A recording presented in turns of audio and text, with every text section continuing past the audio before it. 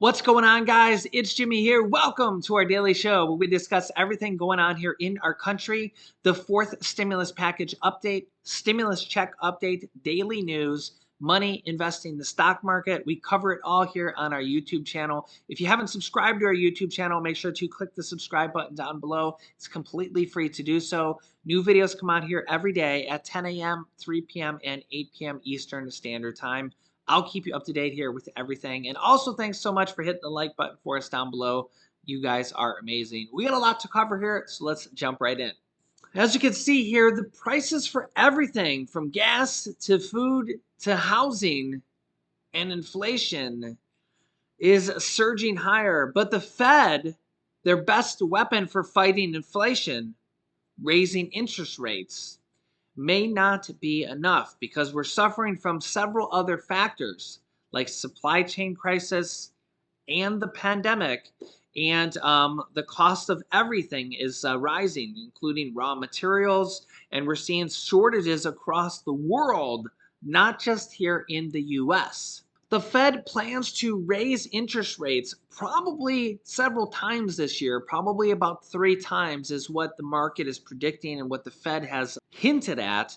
They'll probably raise it by 0.25% to 0.5% 3 times this year. Okay, so interest rates will go up a little bit a couple different times this year. So nothing drastic, but when the Fed raises interest rates on things like your home mortgage, your credit cards, and anything you pay interest on will go up a little bit, but you'll also gain a little bit more money on interest in your savings accounts and things like that. So interest rates go up a little bit, but that helps bring down inflation. I know it's kind of crazy how it works, but that is how things work. That's the Fed's number one tool to kind of curb inflation.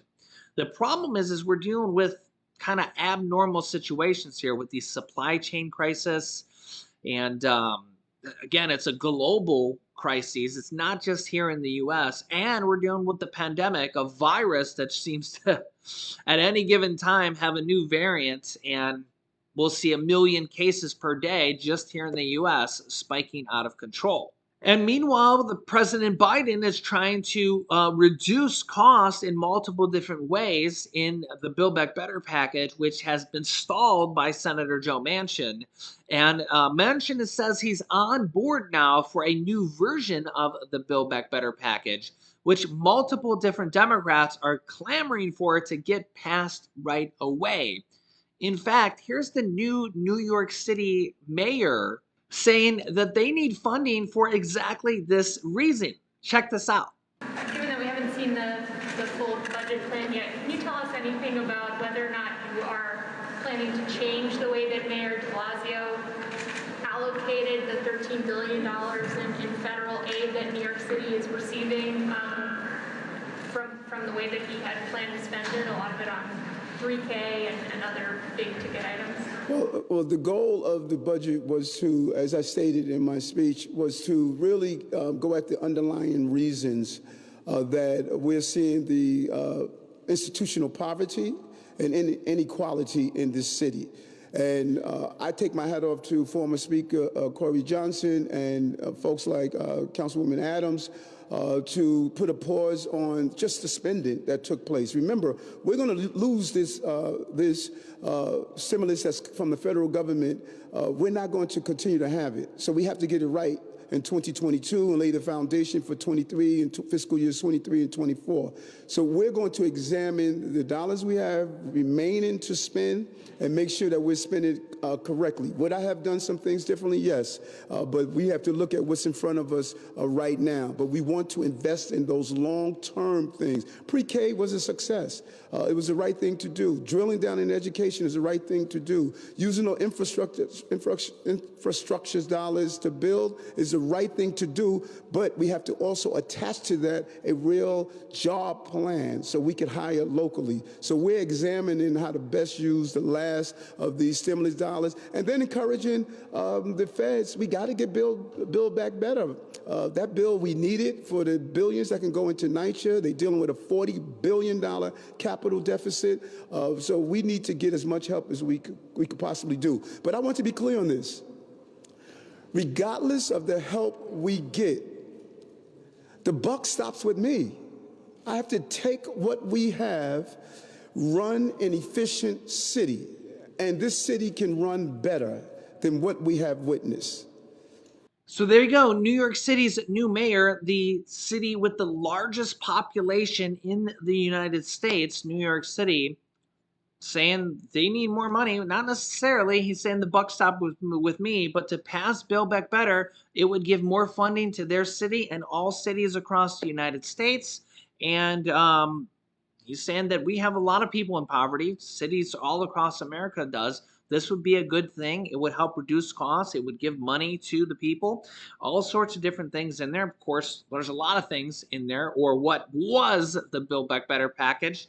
And it's going to be rebranded, will lower the cost of prescription drug pricing for over 100 million people, will lower the cost of child care, lower the cost of prescription drug pricing. It would have benefits in there for seniors on Medicare. And the problem is that Senator Joe Manchin, they need his support to pass it. If he would have passed it, that would have been long gone, and they could have been possibly working on another package to help Americans. But, Joe Manchin didn't sign off yet. He says he's now on board with this new package.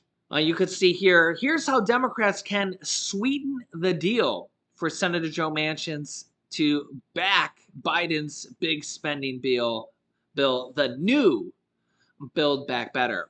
And this would be to actually reduce the deficit with this next Build Back Better package. And here's how this would work. So let's say they come up with a bill that's, we'll just say $1.8 trillion here. What they would do is have it be paid for with, say, $2 trillion, okay? So this bill is $1.8 trillion, but the pay-fors for it, large corporations and wealthy individuals, the taxes that come in for that are more than paid for. Nancy Pelosi, Speaker of the House, leader of the Democrats in the House, recently said this, that as the package gets a little bit reduced, and if they keep all the pay-fors the same, instead of it being just paid for, it would now actually be more than paid for, and would thereby actually reduce the deficit. Now, honestly, in the big scheme of things, let's not get too excited about this, because the debt is $30 trillion. Former President Donald Trump raised the debt by about $8 trillion in 4 years. Biden's going to probably raise the debt by about $8 trillion in 4 years. So again, I'm not picking on either side. Let's be realistic. That's about how much money it costs to run the government now. The government just doesn't bring in enough tax dollars. It's just kind of how it is. Now, forcing large corporations, remember that out of the Fortune 500 companies, like 10% or more of them on any given year will actually pay $0 in federal tax. Yeah, I know. They'll make billions and billions of dollars and yet pay zero in federal tax. I know you can't make this stuff up, right? So they'll pay nothing, and they're trying to change that. The problem with that is, you have Senator Kirsten Sinema, a Democrat, who doesn't want to change the corporate tax rates. You have a lot of Republicans who don't want to change the corporate tax rates. So getting those things changed are difficult, to say the least. The problem is when you have corporations who donate to senators, you have a little bit of a conflict of interest there. But nonetheless, this is how politics are. So when you have corporations that are worth billions of dollars and they donate to you and they're like, hey, don't vote to raise the corporate tax rate, and that one vote can change the whole bill, sometimes that strategy works. But nonetheless, we did get the third stimulus check package passed. Joe Manchin and Kyrsten Sinema voted for that, but no Republicans. The first stimulus check and the second stimulus check package, both Republicans and Democrats voted for that. So there is light at the end of the tunnel. Okay, so even through the thick and the thin, they all did come together here. So it's not like let's be optimistic here. Republicans and Democrats voted together on stimulus package one, stimulus check one. Democrats and Republicans voted together on stimulus check one or stimulus check two together. And Democrats only on stimulus check three, including Joe Manchin and Kyrsten Sinema, voted yes on stimulus check three, the $1,400, and the child tax credits, including the rent assistance, the mortgage assistance, the utility assistance, the child tax credits, and everything else that was in there, the SNAP assistance and whatever else I'm forgetting at this particular moment, okay? So we do have support from all those scenarios that I mentioned here. The question is, what can we do going forward, and what can we do with the $800 billion that's already approved from stimulus package 1, 2, and 3 and is leftover money already approved by the House and the Senate and the president's just sitting there, and can fund 2 stimulus checks worth, okay, and can be sent out here at any given moments at a snap of the fingers moment's notice. Can it be sent out through an executive order, reappropriated, or anything like that? Anything like that. In fact, the president's actually been criticized for not using executive orders to help the people as much as possible here several times. Several times. In fact, just yesterday, AOC, Democratic representative from New York in the House of Representatives, Alexandria Ocasio-Cortez, was telling President Joe Biden to cancel more student loans to have any chance in 2022, and to do this through executive order. Now, canceling student loans isn't a stimulus check. It's a different type of stimulus provision. We have student loans, canceling student loans. We have stimulus checks. We have rent assistance. We have mortgage assistance. We have utility assistance. We have state stimulus checks. We have raising Social Security benefits. We have raising SNAP benefits, which a lot of states are actually doing right now. We have raising pandemic EBT benefits. We have all sorts of different stimulus type benefits.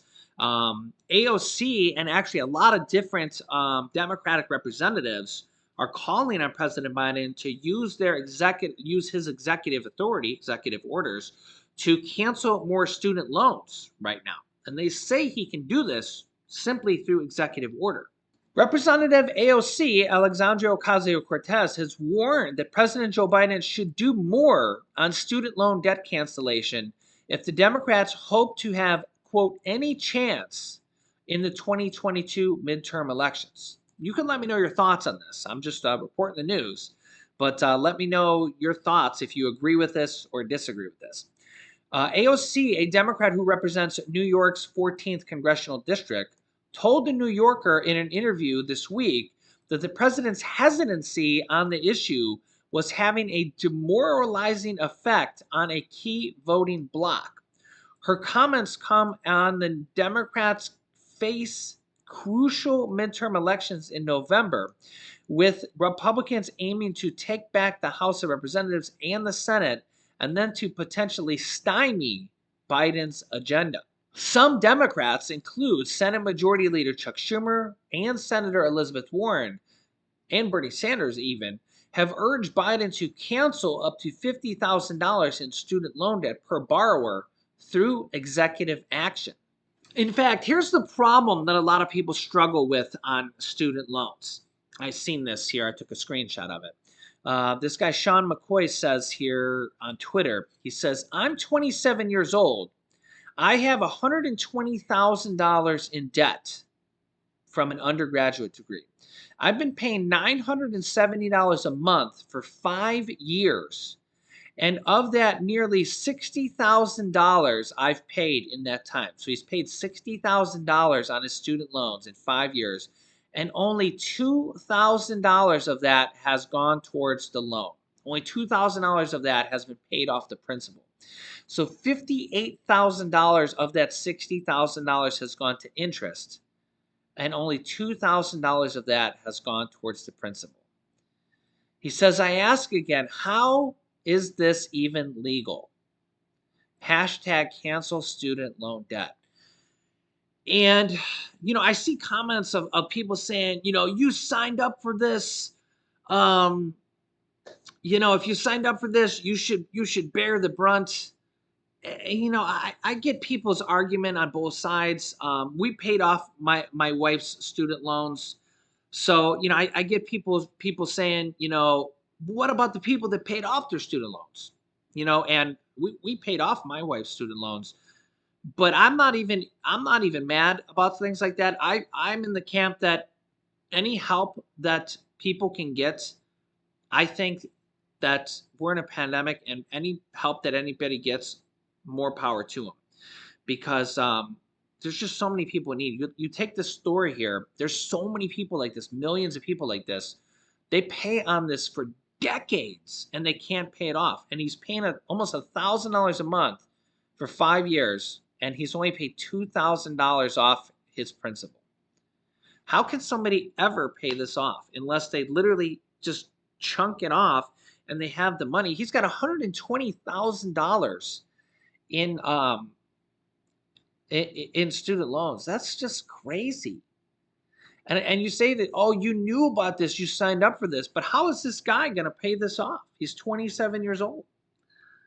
So I feel bad for a lot of people like this. It's really tough out there, right? So let me know your thoughts, and that's why. And I also get the argument that I'll see this in the comments, and I understand people's arguments, right? Because you could put me on a debate team, and I could argue either side of any argument. Put me on a debate team, I'll argue either side, and I'll argue pretty successfully. Here's the problem with the argument of, well, my tax dollars shouldn't pay somebody else's student loan debt, because I understand that argument. The problem with that argument is that when you talk about anybody's tax dollars, all those tax dollars are gone already. Remember, the government runs a substantial debt already. So when you talk about like my tax dollars, for example, my tax dollars are already sucked up and gone. They're all gone. Okay. The government is running a substantial debt every year, whether it's Biden, whether it's Trump, Clinton, Bush, anybody, right? There's been very, very, very few years that the government actually didn't run a deficit. There was like 1 year that Clinton said we didn't run a deficit. That Clinton had this big hoorah about he balanced the budget, and then after an analysis, they didn't actually balance the budget. It was actually still negative, but it was really close. That was like a huge win for the country. Okay, that just shows you how, and nowadays in modern years, again, Trump added $8 trillion to the deficit in 4 years. Okay, Biden's going to probably do that too. So I'm not picking sides here. That's $2 trillion a year, just on average here. Okay, so when you think about like my tax dollars going to pay somebody else's debt, whether it's student loans, whether it's stimulus checks, whether it's raising Social Security benefits for seniors, whether it's paying child tax credits, whether it's paying for SNAP benefits for food assistance for people that are starving, whether it's paying for anything, anybody in need, just forget that argument, because all the tax dollars that people pay are already spent. They're already gone. They're literally, the government runs such a deficit that think about like the government, half the money they take in is, it's kind of hard to explain this, but the government takes in money, and by half the year it's spent already.